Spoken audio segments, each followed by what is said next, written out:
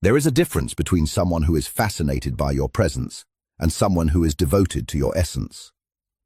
Attention is easy to give.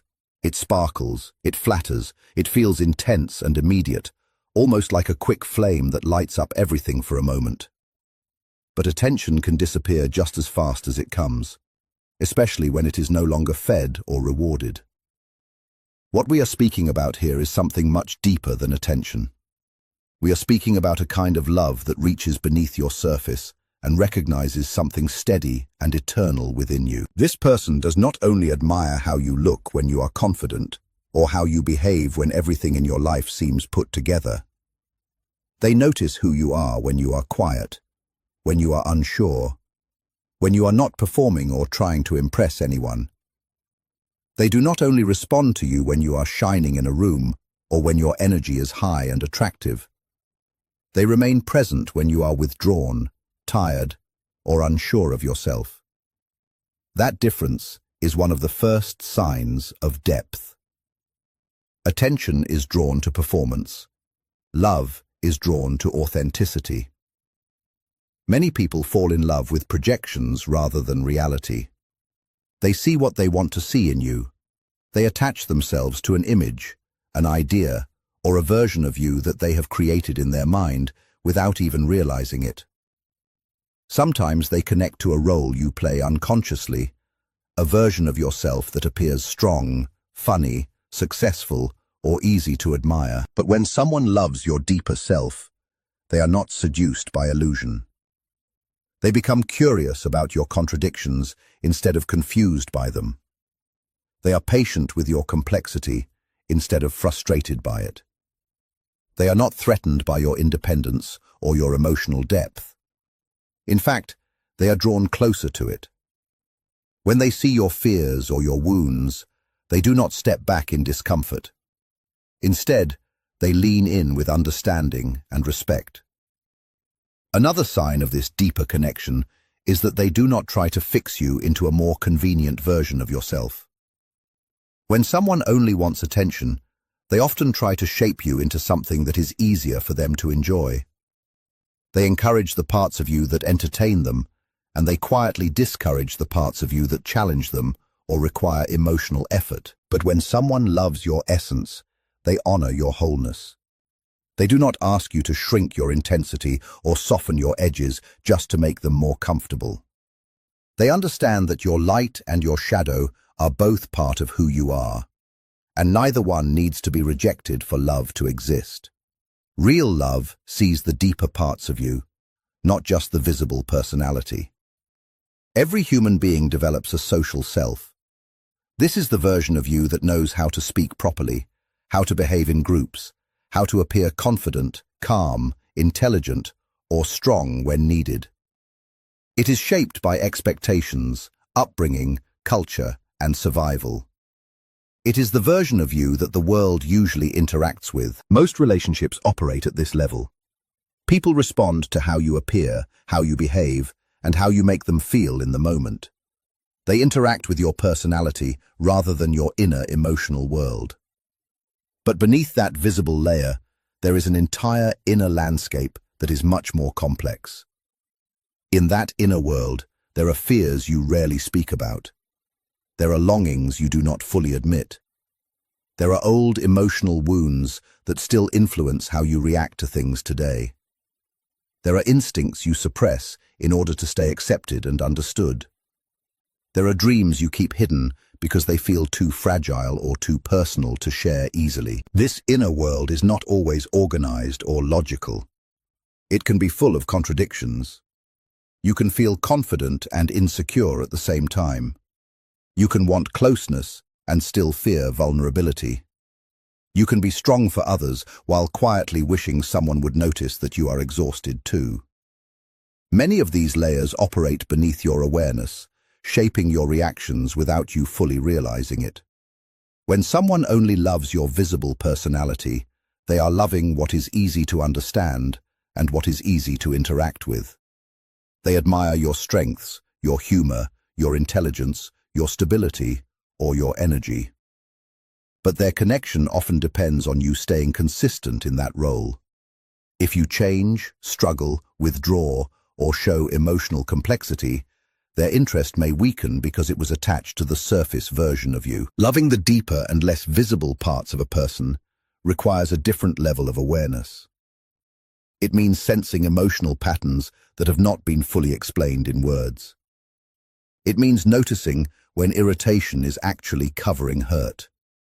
It means recognizing when silence is actually protection, not rejection. It means understanding when independence is actually a way of avoiding emotional burden or disappointment. This kind of awareness is not mind reading, it is emotional attunement. It is the ability to feel what lies beneath behavior without needing constant explanation. Love at this level does not only respond to what is shown outwardly, it also responds to what is difficult to show. When someone overcompensates with strength, this kind of person may sense exhaustion underneath it. When humor is used to deflect serious feelings, they may sense vulnerability behind it. When distance is created, they do not immediately assume rejection. Instead, they consider that the person may be overwhelmed, processing, or needing space. They are not just reacting to actions, they are sensing the deeper emotional story behind those actions. This depth of perception can feel both safe and unsettling at the same time. It can be uncomfortable to be seen beyond your controlled presentation. Being understood at that level exposes something real inside you. The unconscious part of the self often holds shame, doubt, and unresolved emotional pain. When someone sees those parts without judgment or withdrawal, it creates a rare sense of safety. You are no longer forced to maintain a constant performance of strength or perfection. You can relax. You can be uncertain. You can contradict yourself without fear of losing the connection. The relationship still holds. This kind of acceptance also creates space for growth. It does not demand that you are already complete or perfect before being loved. Instead, it recognizes that you are still becoming. There are unresolved tensions inside you, blind spots you have not fully seen, and identities that are still evolving over time. Rather than criticizing these parts, this kind of love is patient with them. It does not reduce you to your mistakes or coping habits. It sees them as expressions of deeper emotional layers that deserve understanding rather than rejection.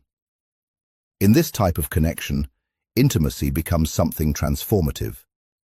You start to understand yourself more clearly because someone else reflects back parts of you that you had ignored or buried.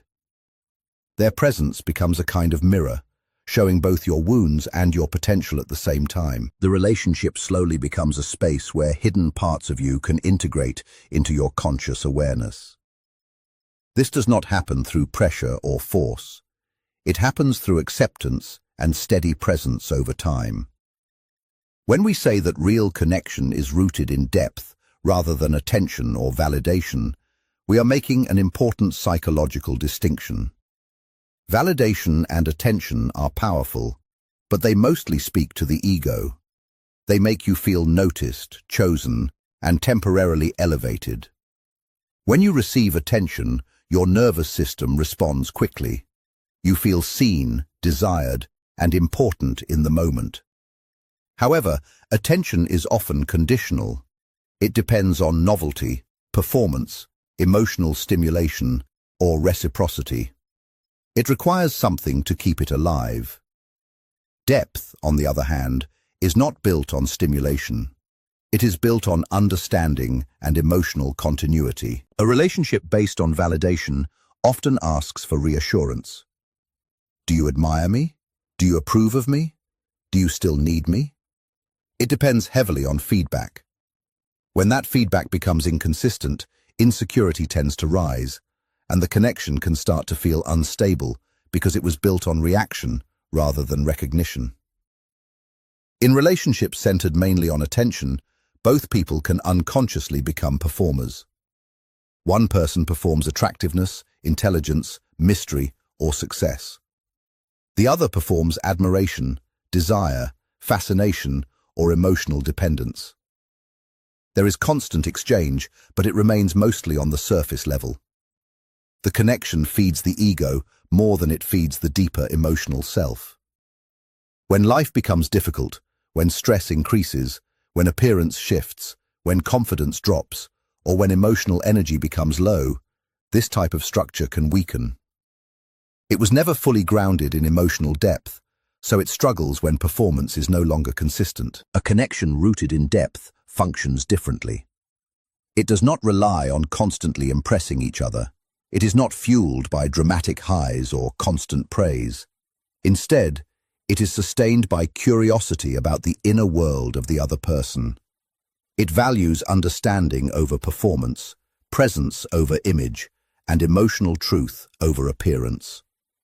Depth means wanting to understand how someone thinks when they are alone, what shaped their fears, what memories still affect their decisions, and what contradictions they carry. It involves emotional investment in their internal world, not just their outward behavior. Validation says, "You make me feel good about myself." Depth says, "I want to understand who you are, even when it does not directly benefit me." Attention often seeks immediate emotional reward. Depth is different. It can tolerate discomfort.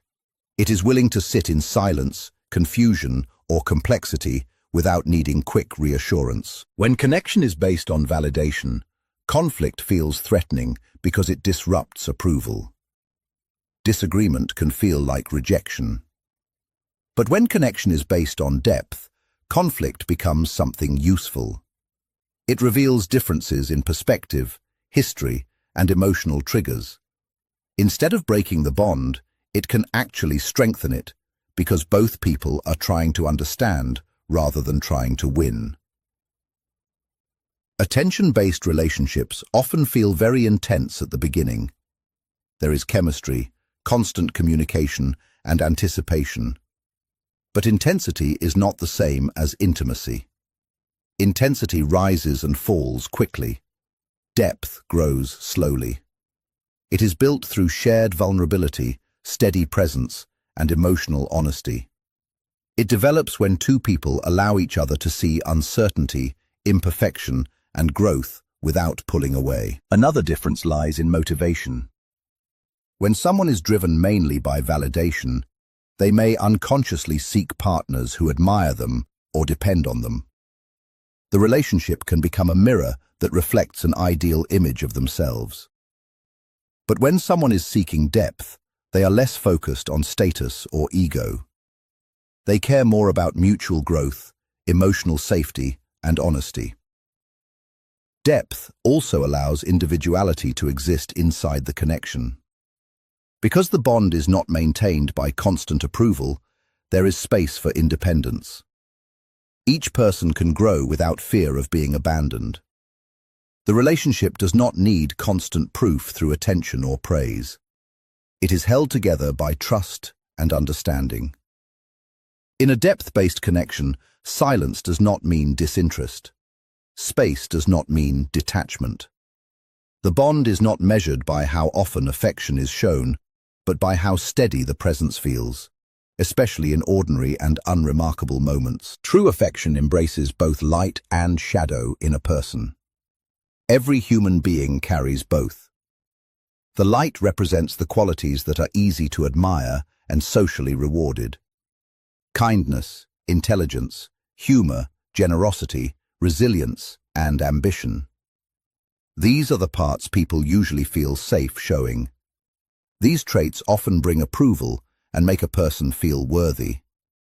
Most people are naturally drawn to this side because it feels positive and inspiring. The shadow is more complex. It includes the emotions, traits, and impulses that a person has learned to hide or suppress. This can include jealousy, insecurity, anger, envy, neediness, or vulnerability. It can also include unrealized potential, creativity that was discouraged, or desires that were judged as unrealistic. The shadow is not something bad. It is simply the part of the self that has been pushed out of awareness. In many relationships, affection is only given to the light. Someone may appreciate how strong, calm, or supportive you are, But when the shadow appears, when you feel anxious instead of confident or emotional instead of composed, the dynamic can change. If love is conditional, it begins to withdraw. You may feel pressure to return quickly to your better self. Over time, this creates inner fragmentation. A person starts believing that only certain versions of them are lovable.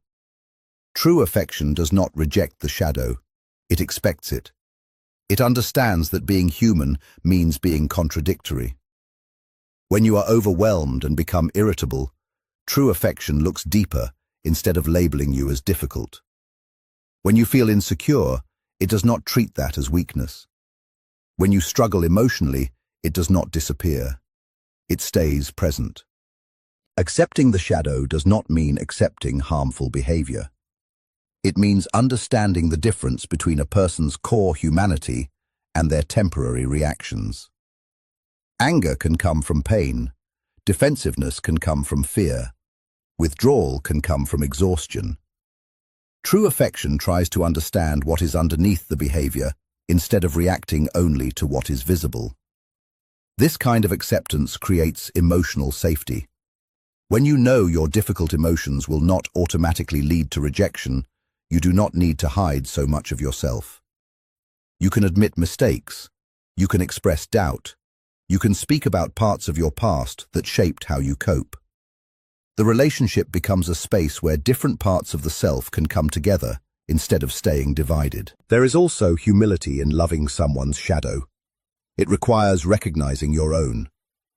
When two people accept that they both carry insecurity, pride, fear, and unresolved patterns, they begin to approach each other with more compassion. Not superiority, but understanding. Instead of trying to control or correct each other, they try to understand each other. This reduces projection, the tendency to criticize others for what we have not accepted in ourselves. Affection that includes both light and shadow is stable because it is realistic. It does not depend on an ideal image that must always be protected. It allows growth because it does not demand perfection. It sees value not only in strength, but also in the courage it takes to face weakness. It values honesty more than appearance. It chooses presence over illusion. When we say that being fully seen can feel uncomfortable before it feels safe, we are describing something deeply psychological. Most people say they want to be understood, but real visibility is more vulnerable than expected. To be fully seen means someone is not only noticing your strengths, but also perceiving your fears, contradictions, insecurities, and emotional patterns. This level of awareness removes the distance people usually rely on for protection. From early life, people learn to manage how they are perceived. They learn which traits are accepted and which are criticized. Over time, a social version of the self is created, one that feels acceptable and safe to show. This version becomes automatic. So when someone begins to see beyond that surface, noticing hesitation behind confidence, loneliness behind independence, or sensitivity behind control, it can create inner tension. There is relief in being understood, but also exposure. Being seen can feel like losing control. When only partially known, you can manage your image. You choose what to show and what to hide. But when someone naturally sees what you have not carefully revealed, that control weakens. This can feel destabilizing. You may worry about judgment. You may withdraw, deflect with humor, or change the subject. Sometimes fear comes from past experiences where vulnerability led to hurt or rejection. In those cases, the nervous system begins to treat exposure as danger. So even when someone is gentle and understanding, your body may react before your thoughts catch up. You might feel defensive or want to pull away. This does not always mean rejection of the connection.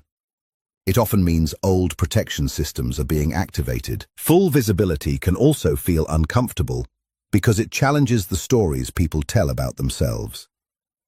Many hold internal narratives to stay stable, such as believing they are always strong, always rational, or never needing help. When someone reflects patterns that do not match these beliefs, it creates internal conflict. It forces a person to see themselves more honestly, and that can feel unsettling before it feels freeing. Growth often begins with that discomfort. Awareness disrupts familiar illusions. But when the person who sees you responds with steadiness instead of judgment, the experience slowly starts to change. If they do not use your vulnerability against you, if they do not mock your insecurities, and if they do not withdraw when you reveal complexity, your nervous system begins to adjust. The discomfort slowly turns into something safer. You begin to understand that being fully seen does not automatically lead to rejection. Over time, repeated moments of safe visibility begin to build trust. You start testing the connection by sharing small truths, then gradually, deeper ones. Each time acceptance remains steady, your internal defenses begin to soften. What once felt threatening starts to feel grounding. Instead of constantly performing strength, you allow yourself to admit confusion. Instead of hiding sadness, you begin to express it. The relationship slowly shifts away from impression and moves toward authenticity. Full visibility also starts to create integration within you.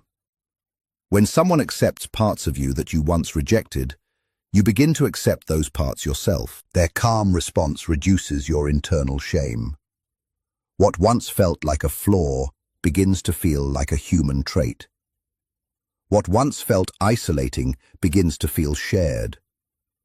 The discomfort you felt at the beginning was not a sign that something was wrong. It was simply the natural reaction of vulnerability meeting unfamiliar safety. When we talk about love that respects your individuality instead of trying to reshape you, we are describing a type of connection that values autonomy rather than control. Every person enters a relationship with an existing identity, personal values, habits, rhythms, ambitions, emotional patterns, and ways of interpreting the world. All of these elements form the structure of who they are. In many relationships, subtle pressure can slowly start to weaken that structure. One person may consciously or unconsciously try to shape the other into something more convenient or more predictable. This reshaping often begins quietly. It can appear as advice that sounds harmless at first, framed as improvement. You hear suggestions like dressing differently, speaking more softly, being less intense, being more social, being less emotional, or pursuing safer goals. On their own, none of these requests seem extreme, but over time, they begin to send a deeper message. The message becomes that who you naturally are is slightly misaligned with what is desired. When love becomes conditional on change, authenticity starts to feel risky. You begin to monitor yourself more closely, editing your thoughts and impulses before expressing them. Love that truly respects individuality works in a very different way. It does not treat difference as a threat. It does not see your autonomy as rejection. Instead of trying to change you, it becomes curious about who you are and why you are that way. Your independence is not taken as emotional distance. Your intensity is not labeled as too much. It is understood as part of your natural depth. Even when differences exist, respect remains stable. This kind of love recognizes that growth is natural, but it separates growth from erasure. Real growth comes from within, not from pressure applied by someone else. When someone respects your individuality, they support your development without controlling its direction. They may encourage you to refine your strengths, face your blind spots, and pursue your goals, but they do not decide who you should become. They stand beside your development rather than trying to design it. Control in relationships often comes from insecurity. When someone fears abandonment or fears that they are not enough, they may try to manage the relationship by shaping their partner's behavior. Reshaping becomes a way to feel stable. But stability built on suppression eventually creates resentment. The person being shaped may comply for a time, but internally they begin to feel reduced or erased. Over time, what is suppressed does not disappear. It returns later as frustration, emotional distance, or withdrawal. Honoring individuality requires emotional security. It requires trust that love does not depend on sameness. Two people can remain distinct and still stay connected. Differences in personality, interests, or perspective are not problems that must always be fixed. They can also become opportunities for growth and expansion. Being exposed to another person's worldview can widen your own without replacing it. Respect for individuality also creates space for healthy boundaries. When your individuality is valued, you are allowed to say no.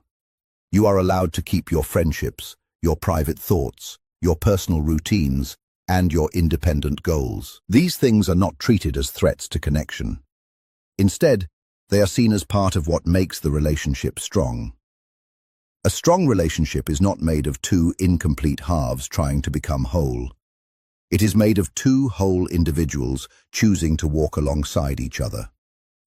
At the same time, honoring individuality does not mean ignoring harmful behavior. It does not mean excusing immaturity or avoiding accountability. It means learning the difference between who someone is at their core and patterns that can be changed. If there are harmful habits, the focus becomes mutual well-being rather than trying to reshape someone's personality. The goal is alignment, not domination. When love respects who you truly are, you experience a sense of freedom alongside commitment. You do not feel like you must abandon yourself to stay connected. You remain fully yourself while standing next to someone who chooses you, not as a project to fix, but as a person to understand. When emotional projection fades, but deeper recognition remains, a different kind of relationship pattern becomes visible. Projection happens when someone unconsciously places their own unmet needs, desires, fears, or fantasies onto another person.